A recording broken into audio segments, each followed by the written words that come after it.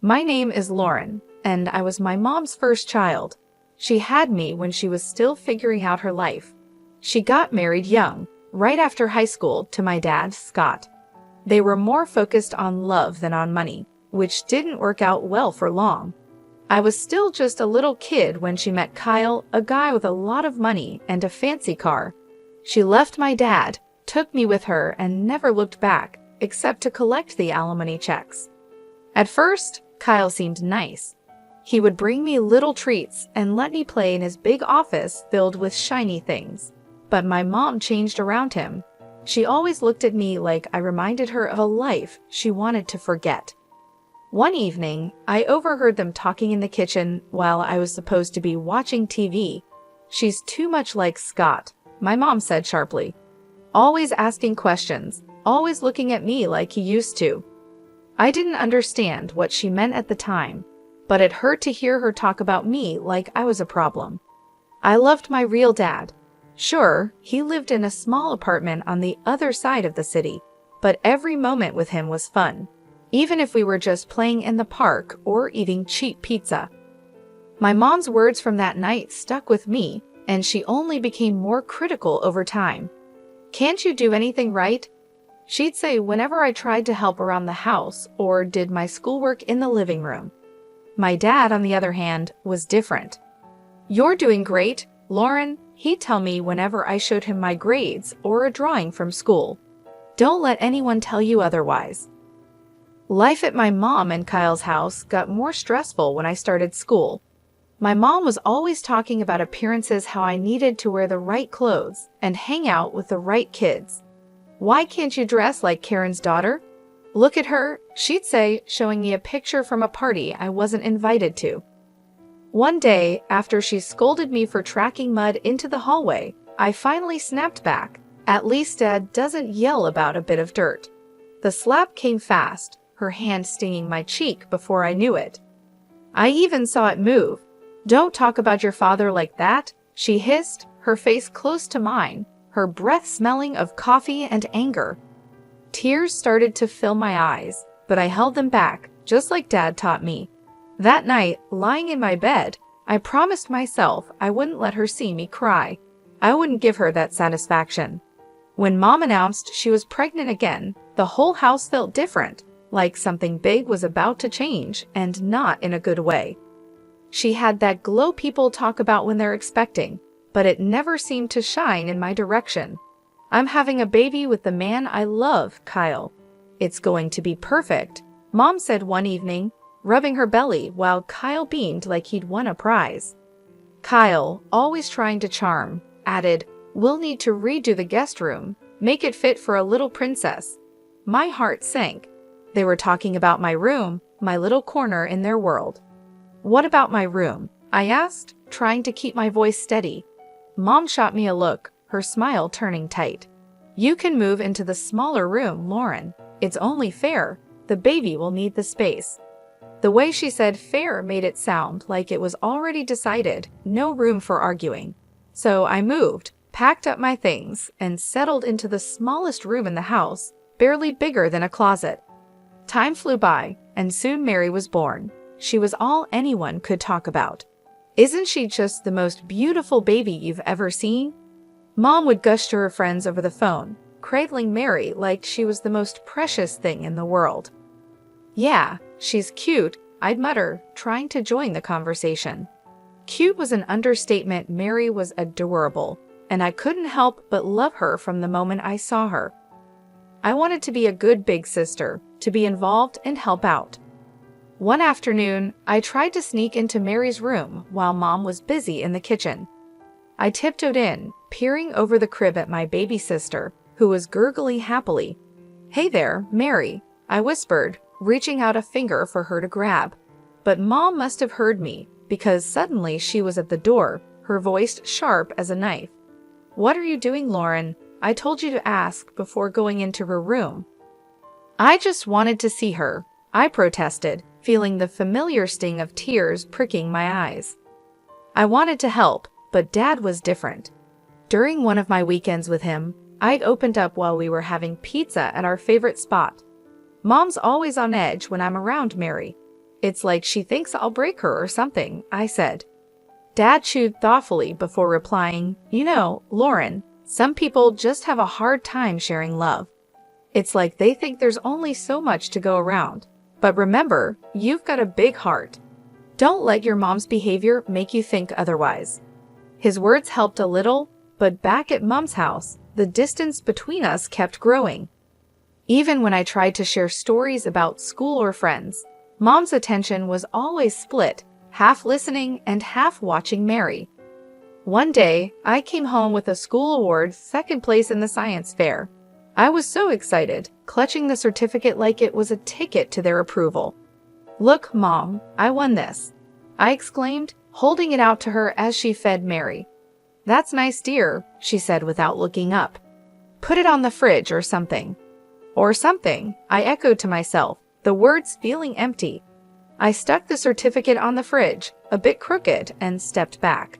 To them, it was just another piece of paper, just another day in Mary's shadow. By the time I reached high school, things were pretty rough at home. Between Mom's cold shoulders and Kyle's indifference, I felt more like a guest than a part of the family. It was around then that the bomb-dropped Mom decided it was time for me to live with Dad permanently. The day she told me we were having dinner, it was one of those rare moments where it was just her and me at the table. Kyle was late from work, and Mary was already tucked in. Lauren, we need to talk about your future, Mom started, pushing her food around her plate with a fork. There was no warmth in her voice, just a cold, businesslike tone that immediately made me nervous. What about it? I asked, trying to sound casual, but my heart was racing. We've been discussing things, and we think it's best if you move in with your father. With the new baby coming, things here are well, they're complicated. I almost choked on my water. Move in with Dad. But why? I thought everything was fine here. Mom sighed, a sound full of impatience. Look, Lauren, you're not a child anymore. You need your own space, and we can't provide that here, not with the new situation. It's cramped, and frankly, the financial burden is more than we expected. It's better for everyone this way. I pushed my plate away, no longer hungry. And what about school? My friends? You can go to a new school, make new friends, she said, as if it were that simple, as if my life could be easily replaced. It felt like I had to erase my life and start over without any trouble. The next few weeks were a blur as I packed up my things, my whole world shrinking into boxes, books, clothes, and the few keepsakes that meant something to me. Kyle barely said goodbye, and Mary, too young to understand, gave me a confused hug. Moving day was tough. Dad lived on the other side of town in a small apartment. It was clean but cluttered with memories of a life paused since Mom left him. He was standing there waiting for me with open arms and a worried smile when I arrived. The apartment was nothing like the house I grew up in. My new room was half the size of my old one, with walls that needed paint and a window that looked out at a brick wall. But it was quiet, and Dad was trying his best to make it feel like home. The first day of the new school was rough. As I walked down the crowded hallways, I could feel the stares and hear the whispers. That's the new girl, they'd say, as if I were some kind of oddity. In class, I kept to myself, doodling in my notebook and trying to block out the murmurs. When the bell rang, I was the first one out the door, not wanting to linger. At home, Dad noticed my mood. How was school? He asked, trying to keep his tone light. It was fine, I lied, shrugging off my coat and dropping my bag by the door. If it gets tough, you tell me, okay? We're in this together. You're not alone, Lauren. His words meant a lot, but the loneliness I felt was deep and gnawing. It wasn't just about missing my old friends or the big house. It was about feeling unwanted, like I was pushed out because I was too much of a burden. Adjusting to life at Dad's wasn't easy, but I quickly realized that if I didn't pull myself together, things would only get worse. One morning, I woke up, looked around my cramped room, and decided it was time to take charge of my life. No one else is going to do it for me, I muttered under my breath. Dad noticed the change in me almost immediately. Over breakfast one day, he looked up from his coffee and said, "You're looking more determined these days, Lauren. What's on your mind?" I stirred my cereal, thinking about how to put it into words. "I want to make something of myself, Dad. I don't want to end up stuck, you know." He nodded, a serious look crossing his face. "I hear you, kiddo. So what's the plan?" "That scholarship, the big one for the top students, I'm going to get it," I declared, more to convince myself than him. Dad's smile was all the encouragement I needed. I needed that scholarship, and if anyone could get it, it was me. Dad said, "Just tell me what you need from me." School was tough, with long hours spent catching up and even longer evenings buried in books. My teachers noticed the change. Even the tough ones seemed to respect how hard I was working. Mr. Jeremy, my math teacher, kept me after class one day. "Lauren, your work has improved a lot. What's driving this?" he asked. "I need that scholarship," I replied bluntly, packing up my stuff. "I've got plans, and they don't include being stuck here forever." Mr. Jeremy studied me for a moment, then nodded slowly. "Well, keep at it, and let me know if you need extra help. I'm here." Making friends wasn't easy, but I managed to find a few people who didn't mind that I was focused on my goals. During lunch, I'd sit with Linda and Peter, two kids who weren't exactly popular but knew how to laugh. "So, Lauren, you're like a library ninja now, huh?" Peter joked one day, nudging me as we sat down with our trays. I cracked a smile. "Yeah, got to be stealthy if I want to snag the best study spots." Linda chimed in, her voice soft but sincere. "It's cool what you're doing, Lauren. Most wouldn't bother." Days turned into months, and the pressure grew as the application deadlines got closer.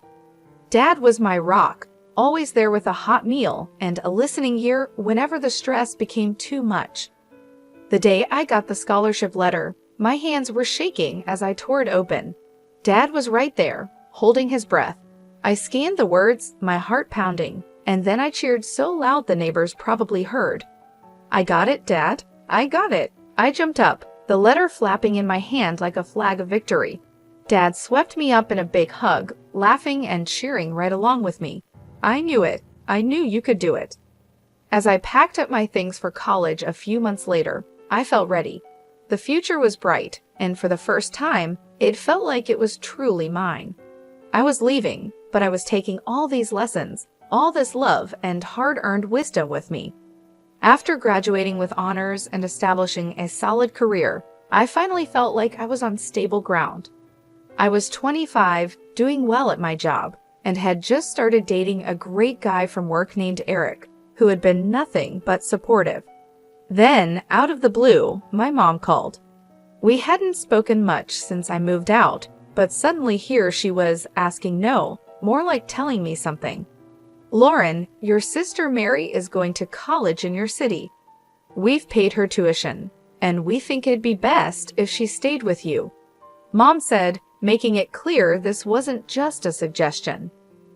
I hesitated, memories of our strained relationship running through my mind, but I wanted to believe things could be different this time. "Okay, Mom, I'll help Mary out. It might be nice to reconnect," I said, trying to keep any doubts out of my voice. Mary moved in 2 weeks later, and it was obvious right away that we were very different. She was as stunning as ever, completely focused on her looks and living a high-maintenance lifestyle. She brought with her a suitcase full of expectations and a personality that expected them to be met. "Can you make sure we have almond milk and kale?" "I'm on a special diet," Mary said casually on her first evening, checking herself out in the mirror. "Sure, I'll add them to the grocery list," I replied, trying to be accommodating. But living with Mary turned out to be harder than I expected. She partied like there was no tomorrow, often coming home at dawn, her carefree laughter echoing through the apartment while I lay awake, worrying about work meetings and presentations. One afternoon, Eric came over while Mary was getting ready for another night out. I noticed how she smiled at him just a bit too sweetly, and for a bit too long. After she left, Eric spoke up. Lauren, I think Mary's got the wrong idea about me. She's been, well, flirty. I felt a wave of anger and embarrassment. Thanks for telling me, Eric. I'll talk to her.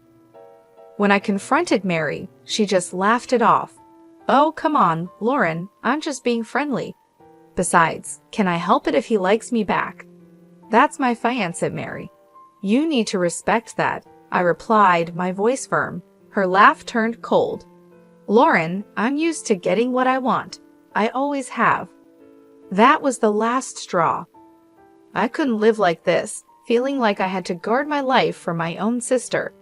You need to find another place to live, Mary. This isn't working out, I said, making it clear that I meant it. I told her my decision was final, and Mary stormed out, slamming the door behind her. Within an hour, my phone rang. It was Mom, and her voice was cold and sharp. You're such a jealous girl, Lauren. You can't stand to see your sister happy, can you?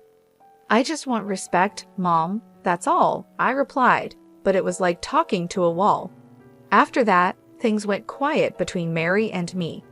I heard through the grapevine that she dropped out of college and was drifting through her social circles on charm and whims.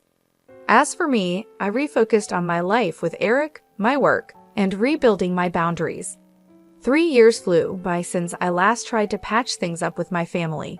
Things were going well for me, I was moving up at work, and life with Eric was better than ever.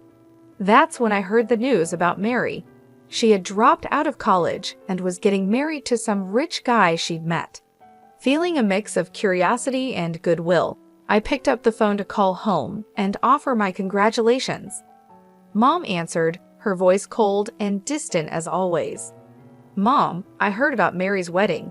I just wanted to say congratulations, I started, trying to keep my tone light.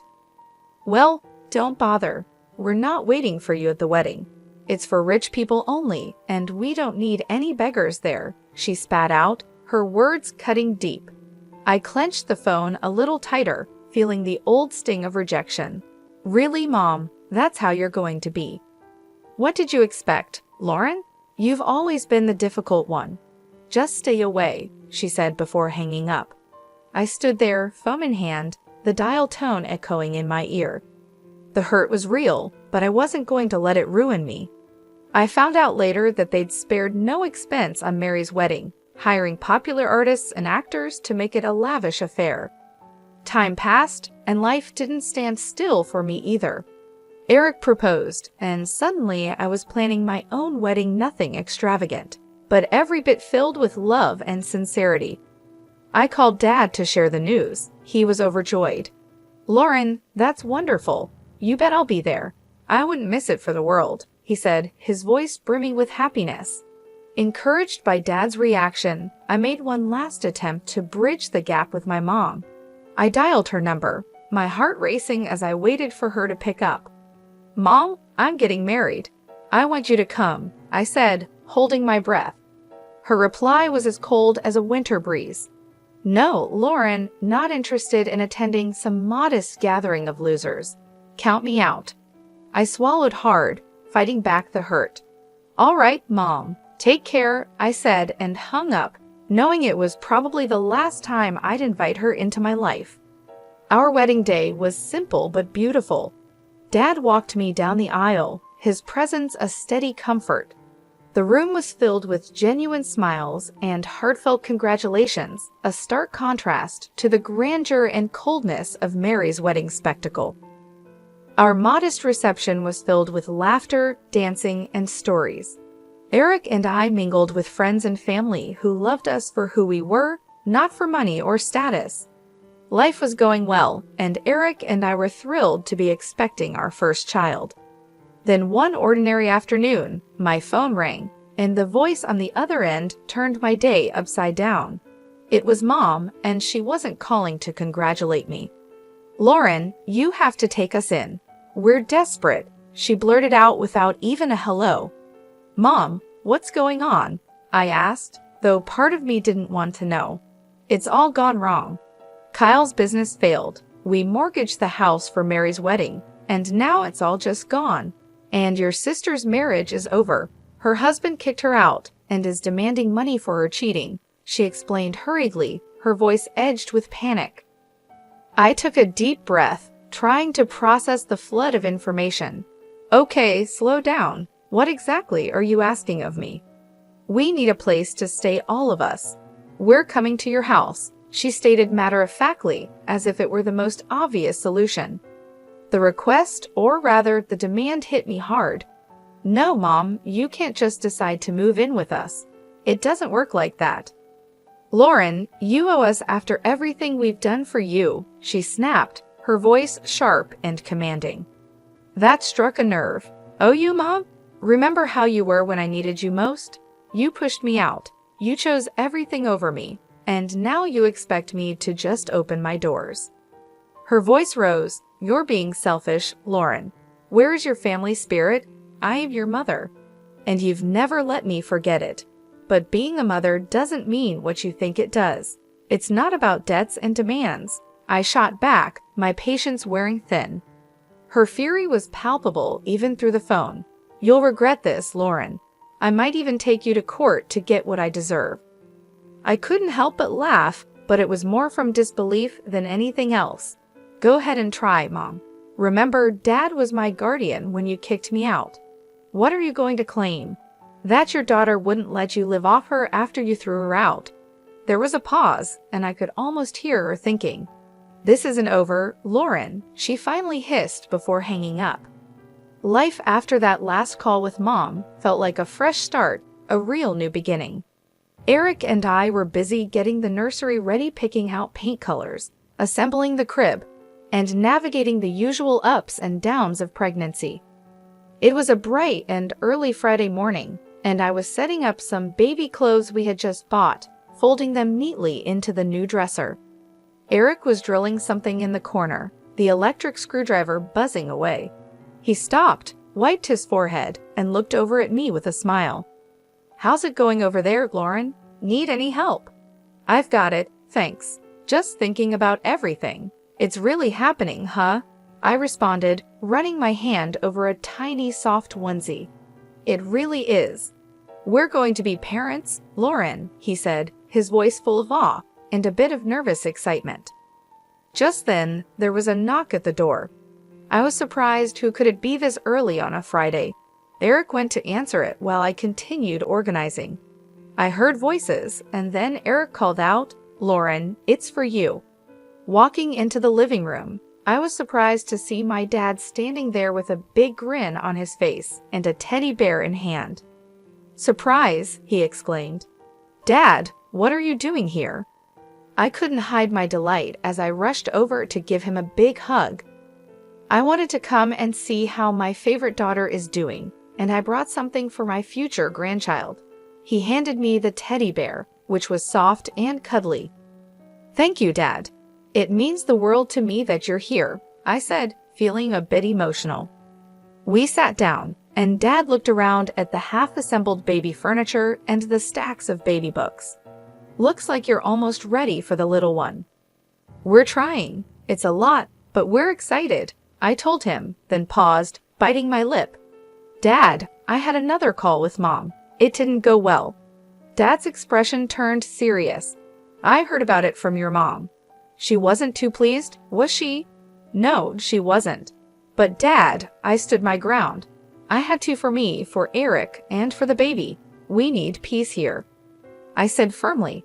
The day passed with us sharing stories, Dad giving us some unsolicited but funny parenting advice, and just enjoying being together. It was a good day, one of those days you know you'll look back on fondly. As the sun set, painting the sky in shades of orange and pink, Eric, Dad, and I sat on the porch, a gentle breeze rustling the leaves. Eric put his arm around me, and I leaned into him. Despite everything with Mom and all the drama, I feel lucky. We have each other, and we're about to start this amazing new chapter. "I have a feeling it's going to be great," I said, looking out at the fading light. Eric kissed the top of my head. "It will be. We've got this, Lauren." As night fell and Dad said his goodbyes, I felt a deep sense of contentment and readiness for what was to come. The challenges with my mom and the uncertainty of new beginnings had been tough, but they led me here, to this moment, surrounded by love and support.